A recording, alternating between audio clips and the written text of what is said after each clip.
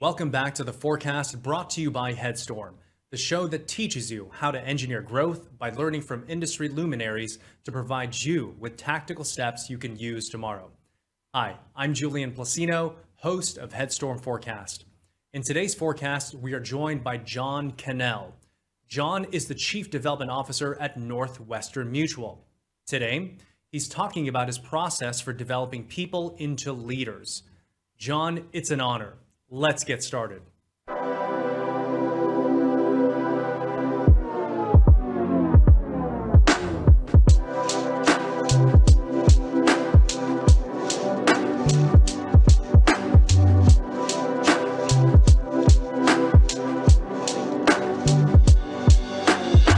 So tell me about your journey on how you became the Chief Development Officer at Northwestern Mutual. So, and I think it's important to understand the lay of the company and Sure. how it works. So Northwestern Mutual is set up with a corporate office in Milwaukee, Wisconsin. Okay. And then they have field offices all around the country. Sure. Each one of those field offices is run by a managing partner. Okay. And so I represent the Dallas-Fort Worth firm, North Texas, and the managing partner, our managing partner, his name is Tate Cruz. And my role within that firm is Chief Development Officer. And so my role really is built into a few different functions of the business. We have 260 advisors, over 700 employees in North Texas. Okay. And my role is helping develop and create a streamlined selection process of all recruiting and development systems, developing young advisors, so building systems, processes, helping our advisors become career advisors.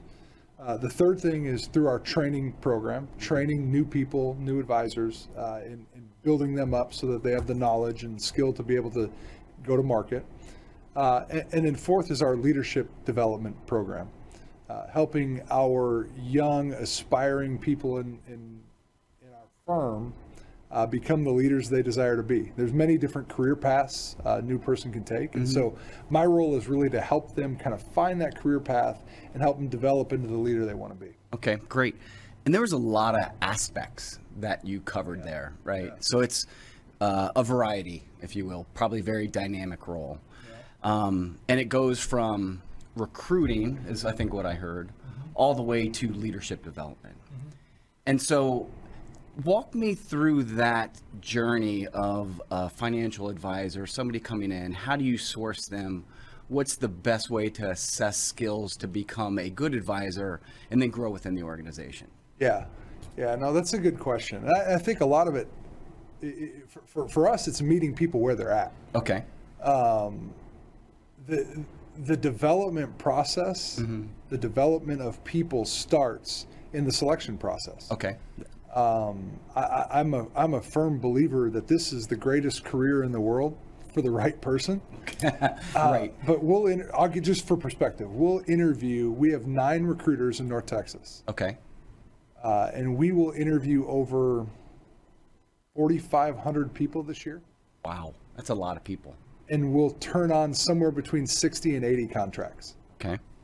And so, for perspective, our selection process is the beginning of the people development process. This is the greatest career in the world for the right person, but it's our job to select them. Okay. And so we have many tools and resources that help us in the selection process, but I think one of the biggest mistakes that companies make in general in today's world is they try to fit square pegs into round holes. I couldn't agree more. And trying to find that round peg for that round hole is so challenging, right? So at Headstorm, we have an expectations framework that we have. And we have roles from consultant, senior consultant, architect, primary architect, director.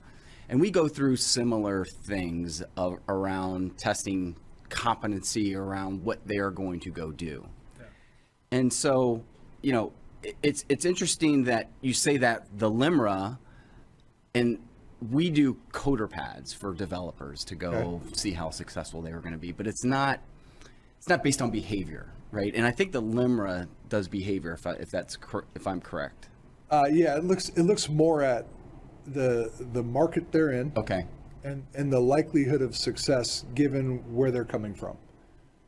There's no one career background that you have to have in order to become successful in what we do. Okay. Most of the people in our firm were successful before they got here. Okay, that's fair. They're wired to be successful. Sure. What High performers. They're high performers. A-type personalities. Absolutely. We've got former Navy SEALs. We have former doctors, former attorneys, former engineers, former teachers, former college athletes.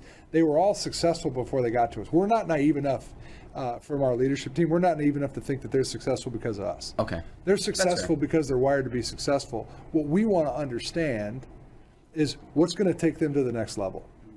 They're looking for a reason. If someone comes to you looking for a job, they're looking for a reason. Mm-hmm. And it's your job to assess that and figure out what's their reason. Are they running from something, or are they running to something? And I think that's a lot of mistakes that hiring managers in today's world make is they look specifically at their own needs of what the company needs, and here's what our need is. And not looking at the person and what they're going to be fulfilled Exactly. with. Yeah.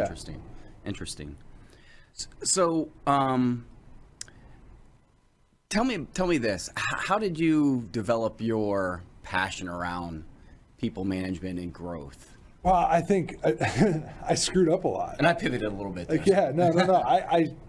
I honestly, I screwed up a lot as a person. Like the 23-year-old version of me, I wish I could go back and slap him in the face. Oh boy, don't you know it? It just, I look at my own journey through my own shortcomings. And what I realized over time, and something that I've developed a passion for, is helping people grow in their character and how they interact with people on a daily basis, and helping them live out their mission. So my mission in life, how did I develop my mission? Well, I mean, quite frankly, I developed my mission back in 2015 when I was fired from a software company. I was working for a company that was a good company. It got bought out by a private equity firm, merged with another company out on the East Coast. I was in the Midwest at the time. And through that experience, I've never felt more like a number on a page. Okay. And looking back on that experience, I think I had to go through an experience like that. Sure. To really start to develop a passion for helping people find the perfect fit. And so out of that experience, my mission was born. And if you've been around me at all for any amount of time, you know that and I have. Mission-driven work Yes. Is what we do. And my mission in life is to build a culture in which people thrive by using their God-given gifts and talents. That's great. And so I live that out every day, and I help people find their mission.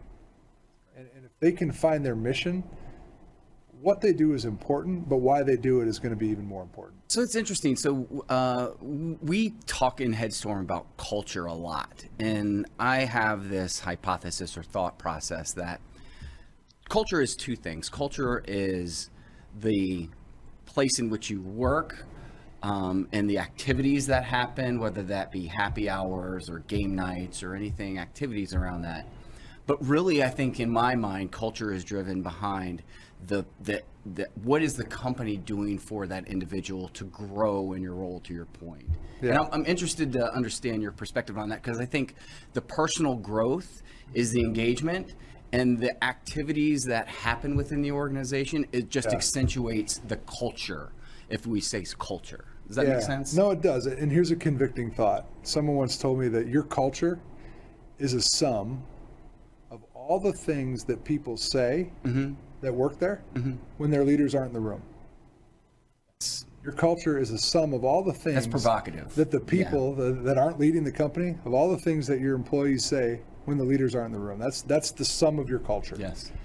And I think that thought in and of itself should provoke every leader. It should. Should give every leader a pause for questioning and figuring out, hey, where am I at? Am I focused on my goals, my dreams, my aspirations? Am I focused on bottom line? Am I focused on all of those things that I think are easy to get drunk off in today's world? Or am I focused on helping people become, number one, the best version of them, and number two, helping them fulfill whatever dream they want to fulfill in life?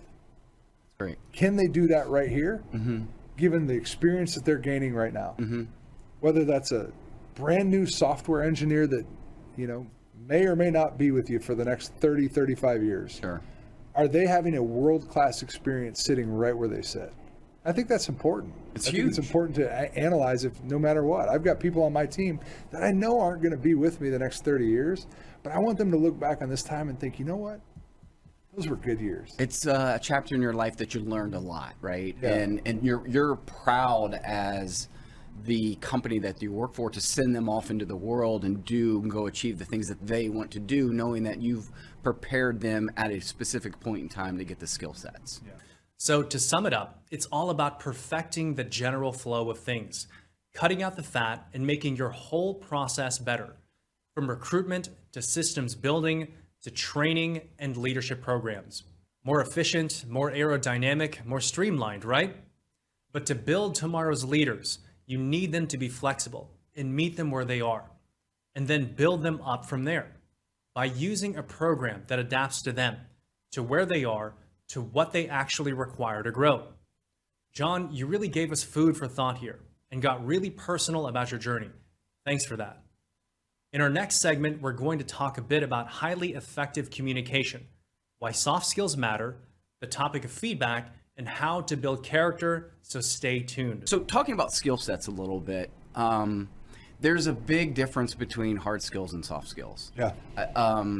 Hard skills in our world are hands-on keyboards, development, knowing code, knowing the different languages, different strategies on how to attack products. But I think from a consulting perspective, it is the soft skills that really show through when you're working with clients. Yeah. And I would imagine that's similar to you. And I mean, the hard skills would be different, but the soft skills with financial advisors, working face-to-face with people, having to have those communications, having to have those tough conversations at some point, or guiding conversations. How do you manage the two skill sets, or is there a management of the two skill sets? Are you familiar with Covey's book, The 7 Habits of Highly Successful People? I am. One of the 7 habits is practicing empathic communication. And I'll get into like the hard skill, soft skill here in a second. But when you look at the whole principle of empathic communication, there's a line in the book that says, until you're moved by my uniqueness, I'm not going to be moved by your advice. And so the whole core of that, the whole center of that is relationship. And everything foundationally that we do in our firm is built on the principle of strong relationships. Skills are a given. You need skills. Right. In my line of work, you need to have a lot of different licenses and designations in order to have the respect of the general public that you're working with. That's a given. The soft skills, some people come in with them, some people come in without them.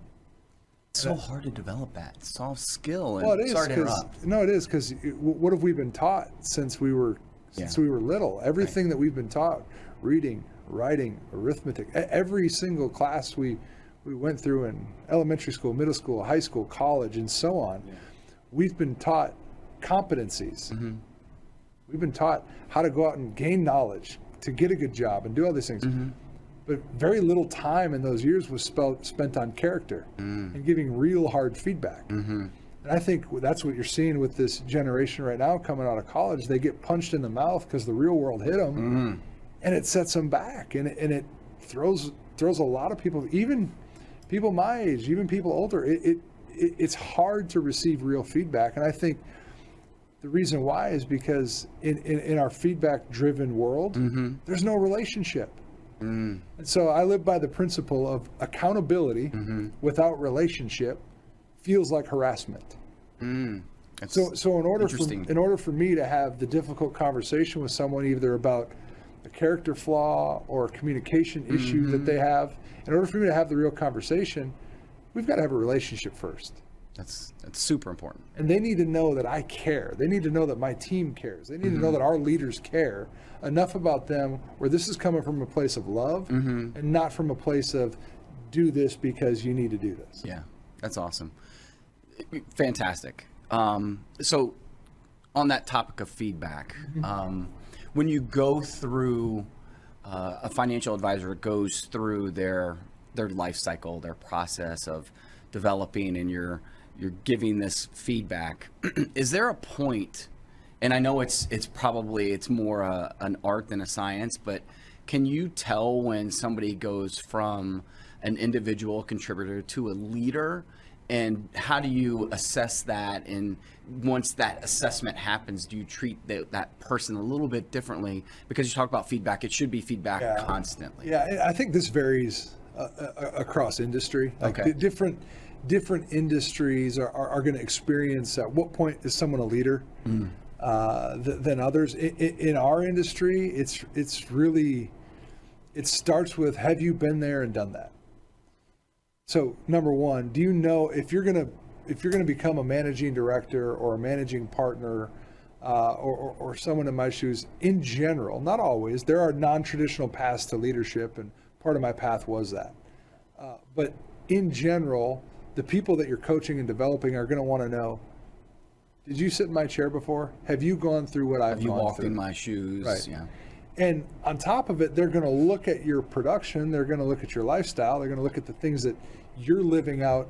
Are you walking the walk the same way you're talking the talk? So I think in our line of work, it's important that if you're asking someone to do something or you're showing someone how to do something, they need to be able to see it in your example, not just your words. So how do we know when they become a leader? I joke about this all the time with our managing partner, with Tate. Leadership in the financial service industry, a lot of times, it's not a promotion. It's more responsibility. It's a calling. Yeah. And I look at a calling in three ways. Okay. Number one, you have to like it. If you don't like leading people, or you don't like having the responsibility of coaching and developing other people, and your sole reason for doing it is because you think you're going to get a bigger paycheck, or you think it's going to increase your lifestyle, Yeah. number one, you're going to suck at it. Yeah. And number two, you're not going to be fulfilled. It's just going to frustrate you. So number one, you have to like the work. Number two, you have to be good at it. You have to be able to navigate a lot of different things. So you have to like it. You have to be good at it. And number three, your values have to be in alignment with the organization that you're representing. I put it this way: if you like the work you do, but you're not good at it, it's only a matter of time before you flame out.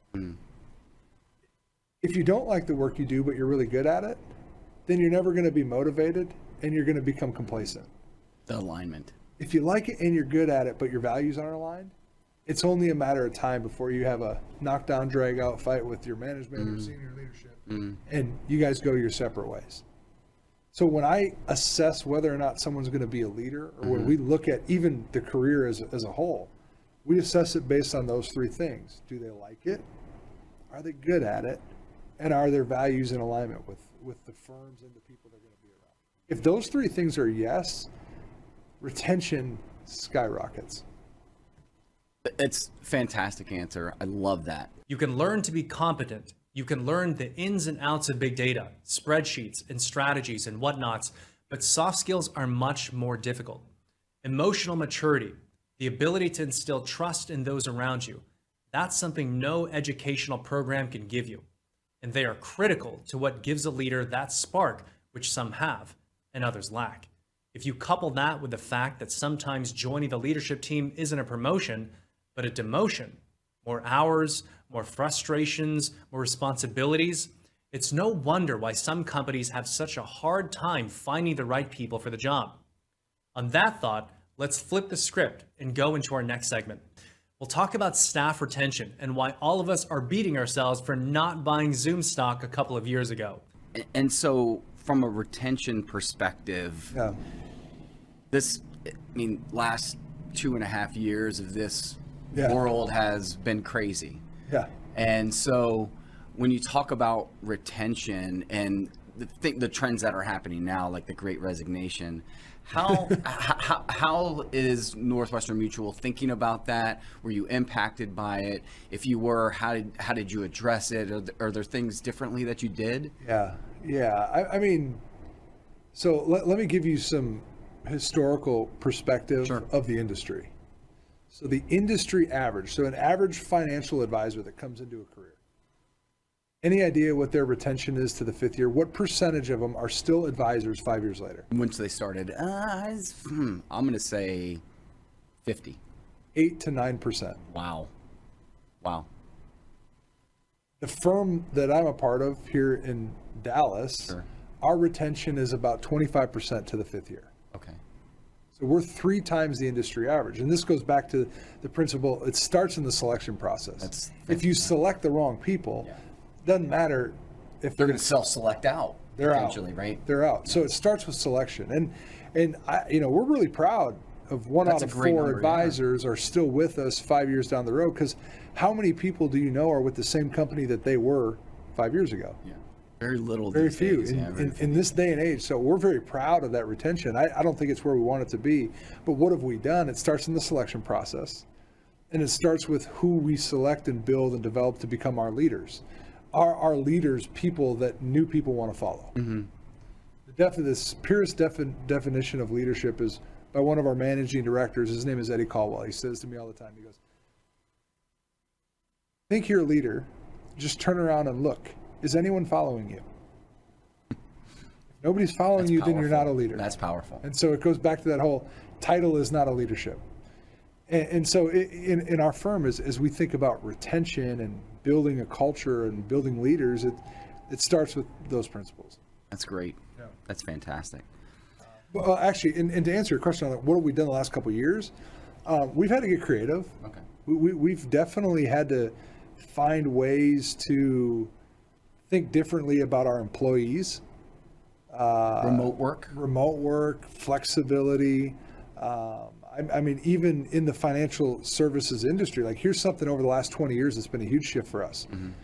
Financial services industry was traditionally dominated by men.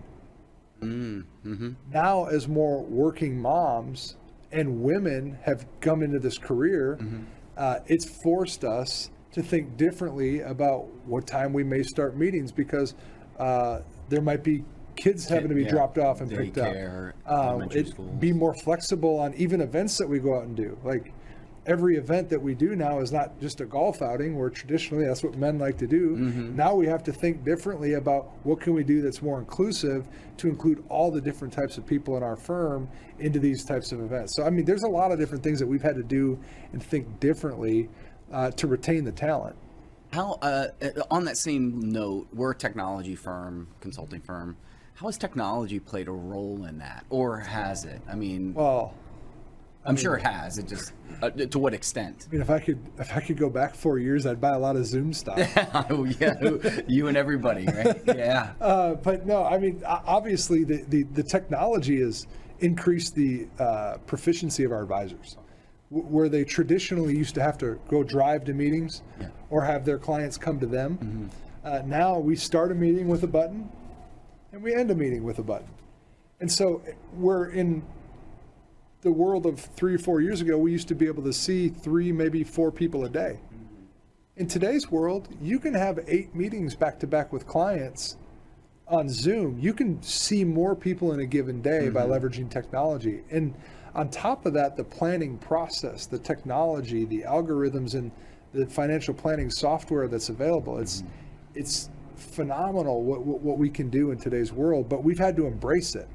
And change is difficult, and changing technology platforms is one thing, but changing the attitudes and dispositions of advisors was a whole nother. And that's been a challenge. Yeah, I mean, the change management process, when change happens, getting down to first principle thinking about getting down to the user's level and looking at through their eyes and seeing, hey, how is this impacting you? How can you leverage this better?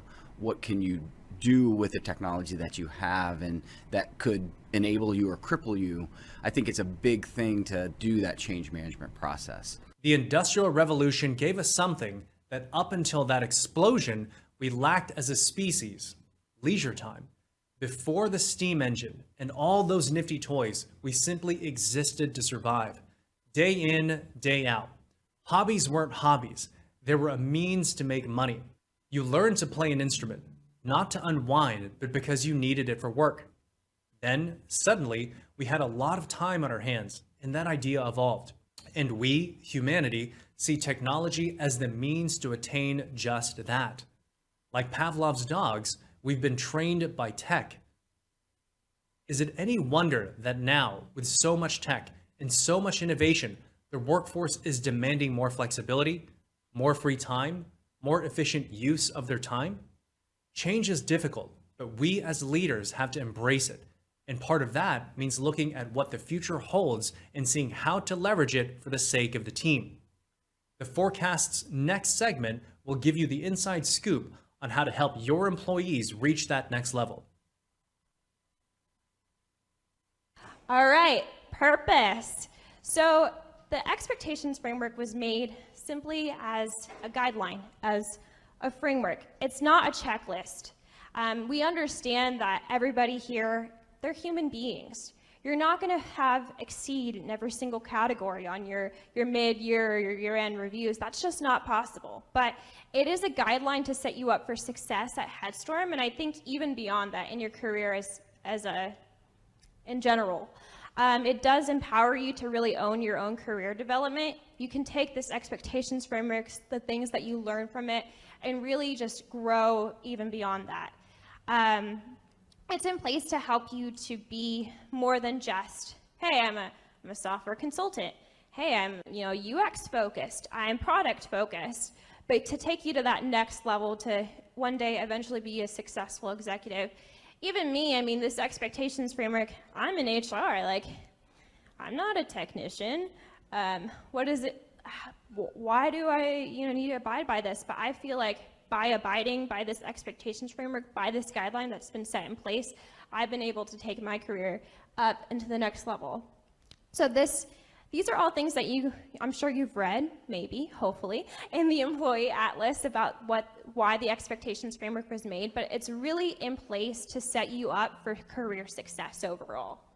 Okay, let's go over these core expectations. Number 1, being coachable. Yes, now you can't answer the question for the prize, but being coachable. So we're actively seeking out feedback, and then when you have that feedback from your advisor, from your project leader, from your peers, implementing that in your life in a timely manner, timely fashion, with a positive attitude. Yes. Having a positive attitude goes into a lot of things. It's how you approach situations. Sometimes it's even written communication. How are you coming across when you're online, when you're on Slack? Are you coming off as a negative Nelly, or are you coming off as a positive person? How you engage with clients, how you engage with your coworkers, that all goes a long way. And then the third core expectations, being reliable, on time, prepared for meetings, and all of that other stuff. So being prepared is not a core expectation, but being reliable, that is a core expectation, and preparation is a part of that.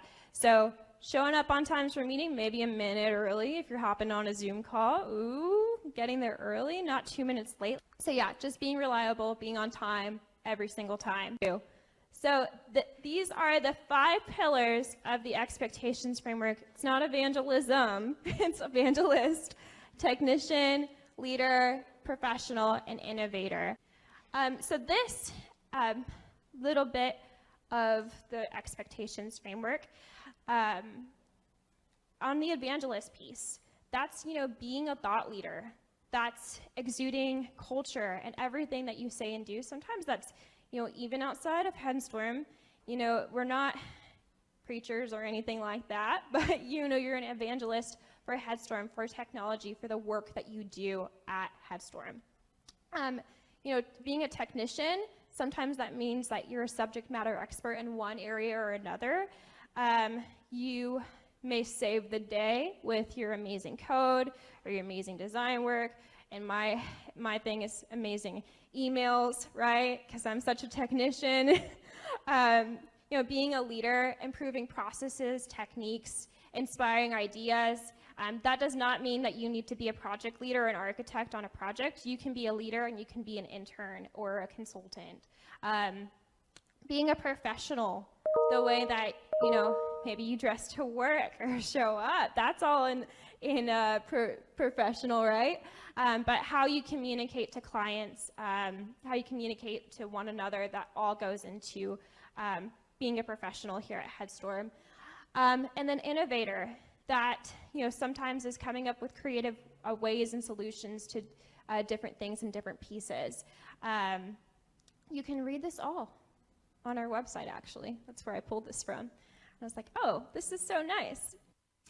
Thanks as always for tuning in to the forecast brought to you by Headstorm with your host, myself, Julian Placino, and Chris Bryant. As part of this vast community, we hope these tips and insights will make a difference, future-proof your business, your mindset, and help you surpass your expectations. Feel free to reach out. Our contact info is in the description. Hope to see you next time as the forecast brings you more thoughts from industry leaders and strategies to engineer growth.